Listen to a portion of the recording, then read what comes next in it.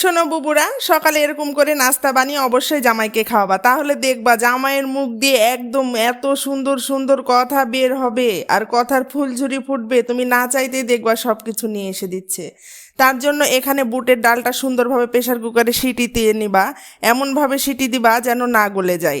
80% সিদ্ধ করে নিবা, তারপরে রুটির আটা মাখবা, বাস নরম নরম ফুলকো ফুলকো রুটি খাইয়ে জামাইয়ের মন জয় করে নিবা।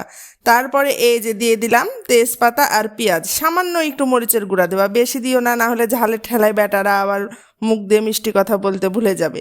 তারপরে এখন সব রকম মশলা দিয়ে দিয়ে দিবা বুটের ডাল, এই যে দেখতে পাচ্ছ 80%ই সিদ্ধ হয়েছে। এখন এমন সুন্দর একটা কালার আসবে রে বু, যা বলার মতো না। এই রকম সুন্দর নাস্তা যদি জামাইয়ের মুখের সামনে দেওয়া হয়, জামাই তো বলবে ওফ, কি খাইলাম আর কি বা দেখলাম জীবনে, জাস্ট অসাধারণ। আর থাকবে ধনে পাতা আর সামান্য একটু লেবুর রস। অসাধারণ রেসিপি। আজকে এ পর্যন্তই, টাটা।